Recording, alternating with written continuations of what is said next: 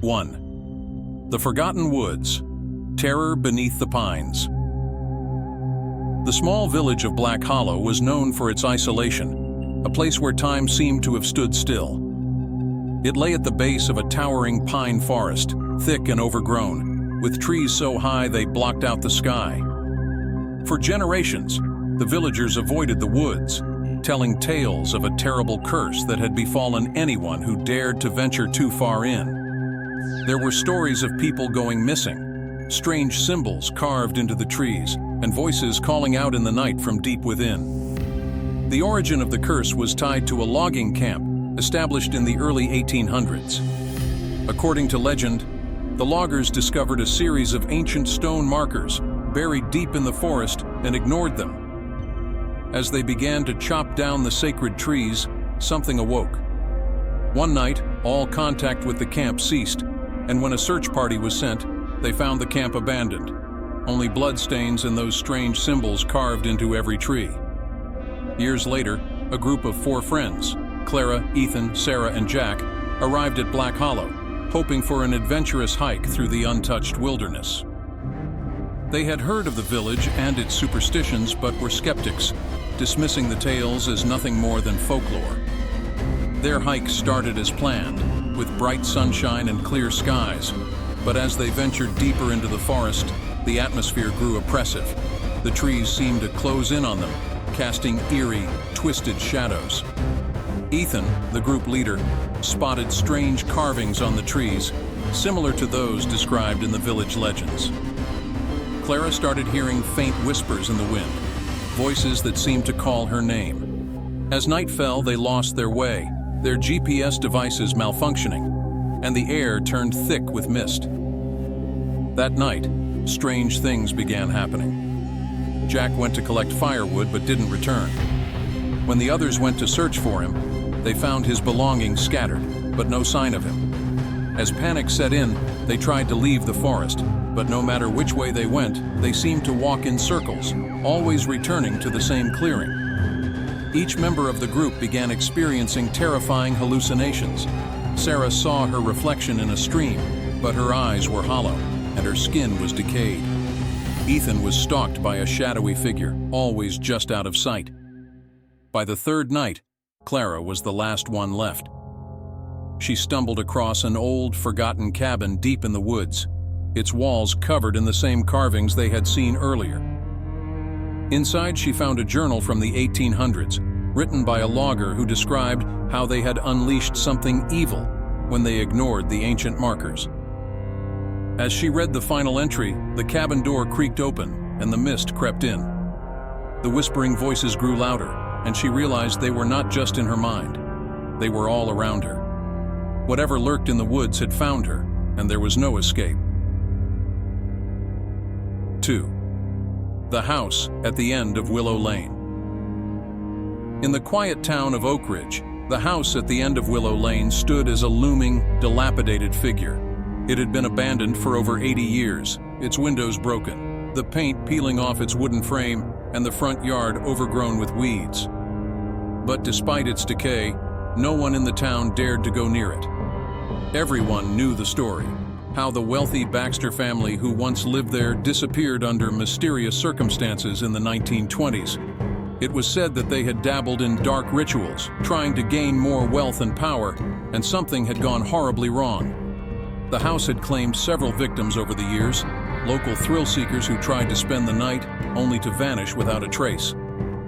The townspeople believed the house was cursed, haunted by the restless spirits of the Baxter family, trapped in the darkness they had summoned.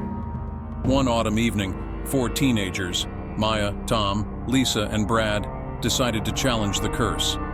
They had heard the stories their entire lives and, being skeptical, wanted to prove it was all just a myth.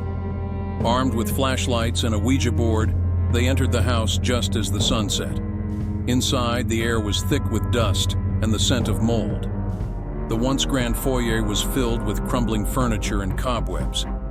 As they explored the house, they found strange artifacts, a large book with pages written in an unknown language, an altar in the basement, and a series of photographs of the Baxter family, their eyes scratched out. Unease began to settle in, especially after they discovered a hidden room behind a bookshelf, filled with more ritualistic objects, candles, old bones, and a mirror that seemed to reflect something moving in the background that wasn't in the room. When they tried the Ouija board, it moved on its own, spelling out, "Run." It wasn't until Brad went missing that the terror set in. They searched the house, hearing his screams, but couldn't find him. Instead, they found more eerie drawings on the walls, now depicting themselves trapped within the house. The three remaining teens descended into madness, experiencing vivid hallucinations of the past, visions of the Baxter family performing gruesome rituals. The house was feeding on their fear. By dawn, the house was silent once more, with no sign of any of them, the curse claiming yet another group of victims. 3. The Haunting of Blackwater Asylum. Blackwater Asylum had once been the most notorious institution in the region, known for housing the criminally insane. Built in the early 1900s, it was designed to hold the most dangerous minds society had rejected. But its history was marred with tragedy. In 1934, after decades of mistreatment, the patients revolted against the cruel head doctor, Dr. Marcus Whitlock, a man rumored to have conducted horrific experiments in the basement on both the living and the dead. The revolt ended in a massacre. Staff and patients alike were slaughtered, and the asylum was shut down, left to rot. It wasn't until decades later that Blackwater Asylum piqued the interest of a group of paranormal investigators, eager to film an episode for their hit series. Mike, Rachel, Tim, and Sarah specialized in haunted locations. But Blackwater was different. It had a history of something darker than just ghostly apparitions. Despite warnings from locals, they entered the asylum, determined to uncover its secrets. The building was a decaying labyrinth with peeling walls, broken furniture, and medical equipment scattered across the floor.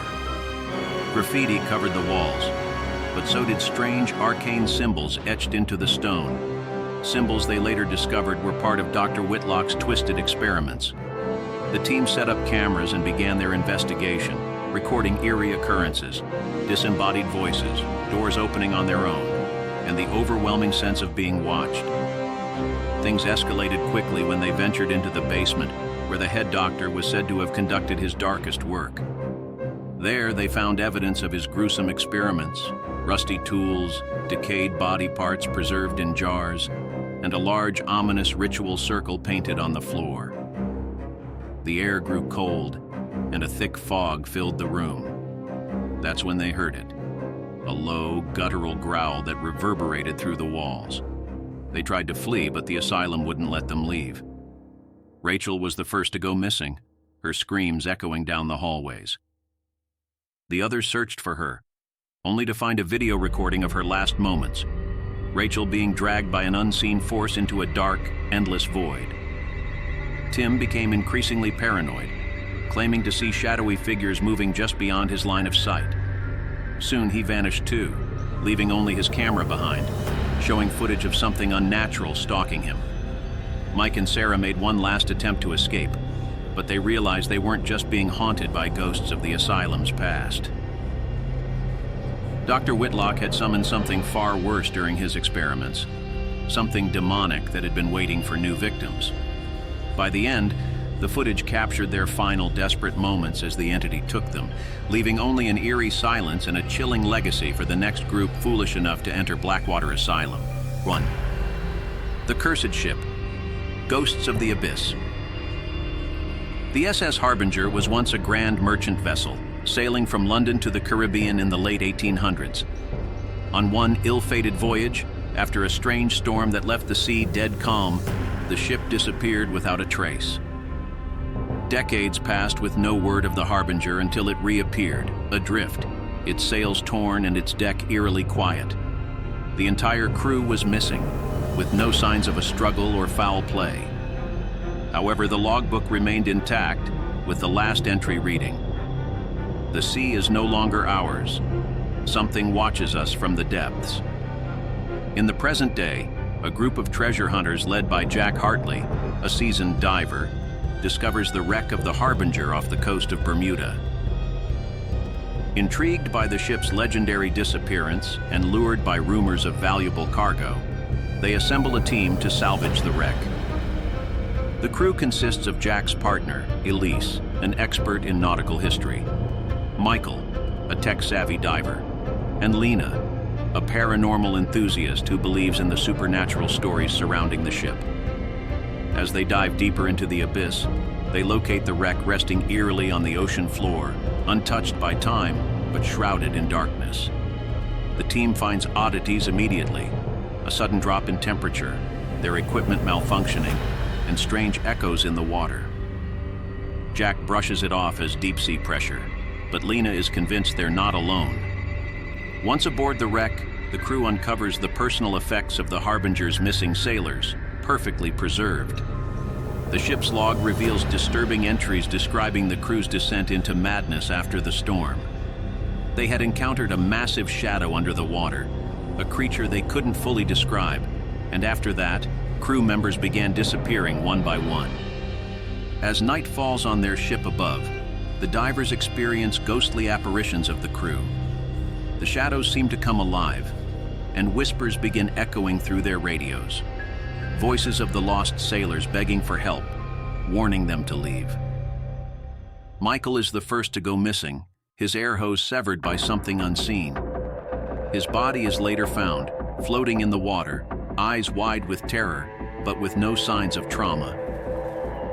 Realizing they've awakened something ancient and malevolent, the crew desperately tries to return to the surface, but the Harbinger won't let them go.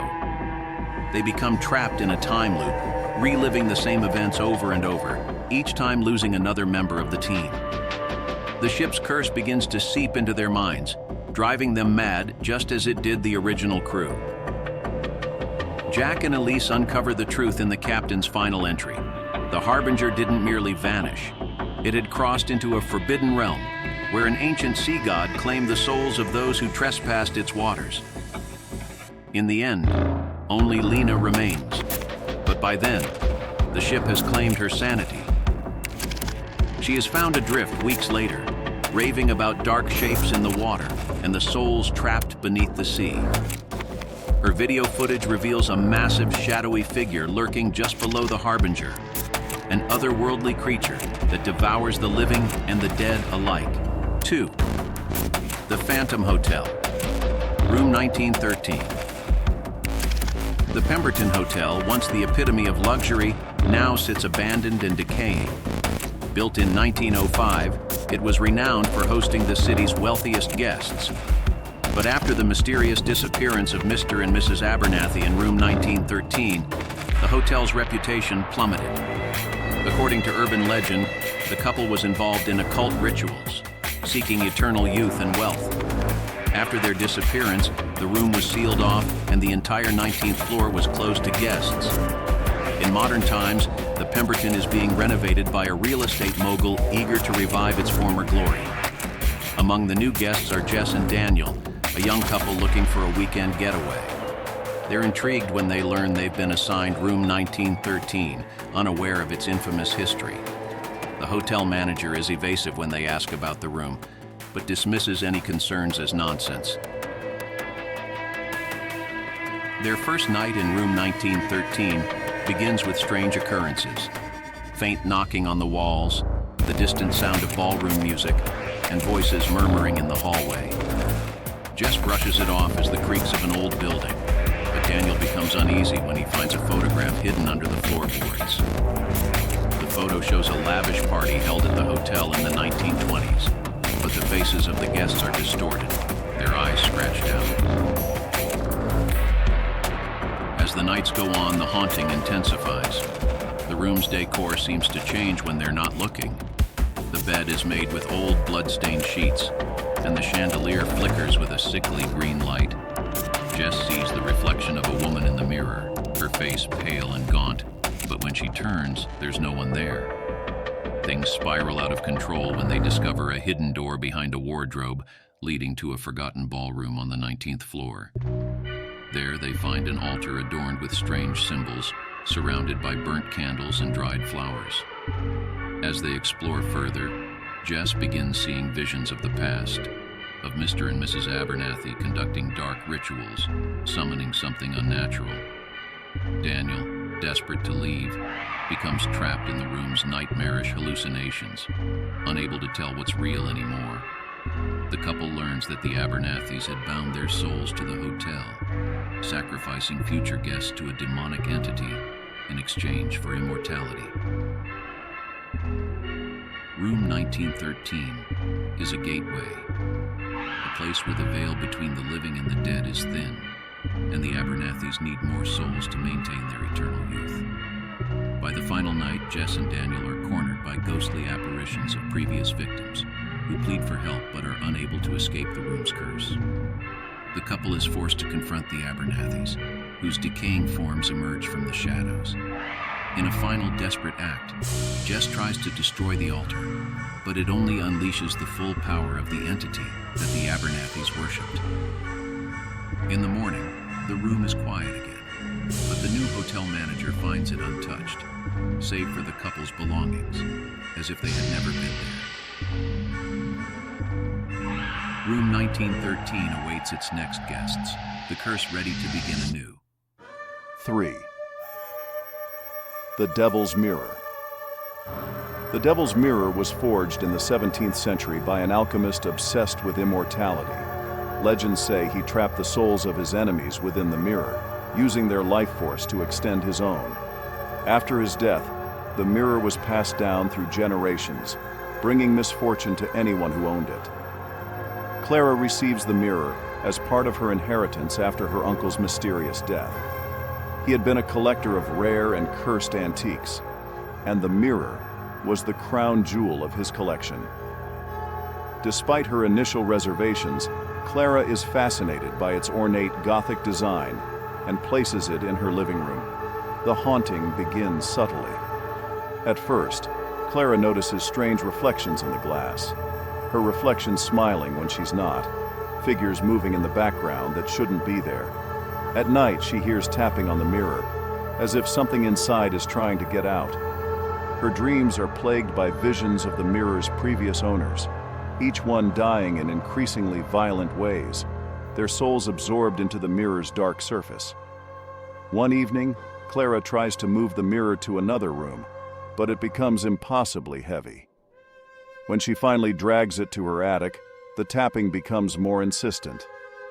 Desperate to understand what's happening, Clara consults an expert in occult artifacts, who tells her that the mirror is a prison for an ancient demon known as Azrael, a soul collector bound to the glass by the alchemist centuries ago.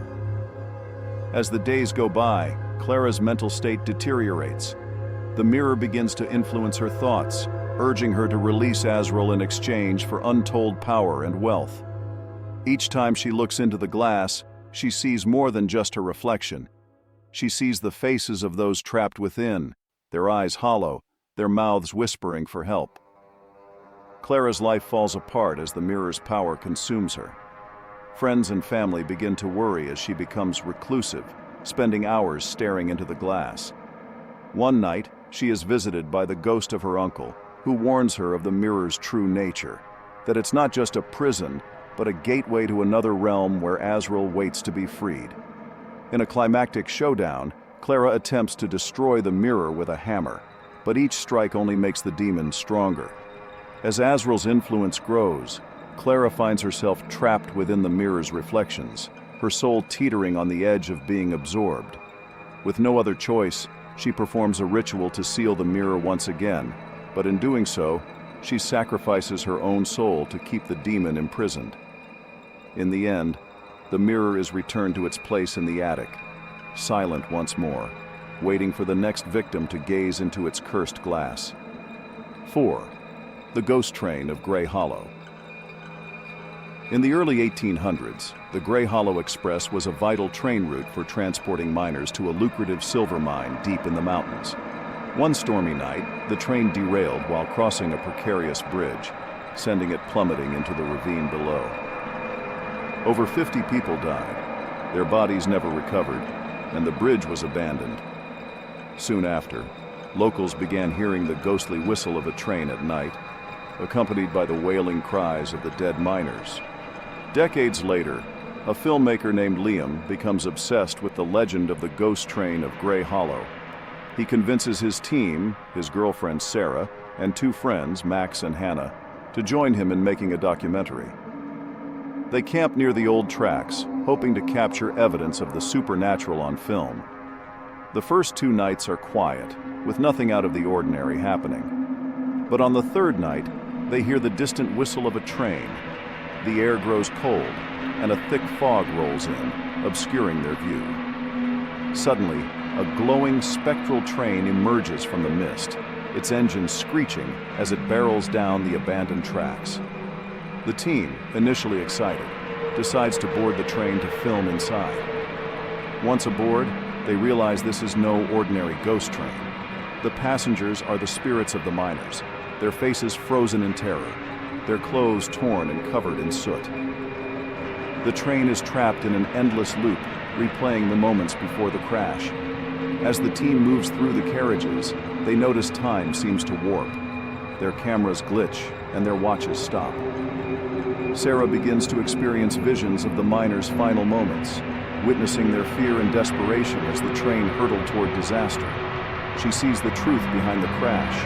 A group of corrupt mining executives had tampered with the tracks, causing the derailment to collect insurance money. The miners' souls are trapped in limbo, unable to move on until justice is served. As the team tries to leave the train, they find themselves trapped.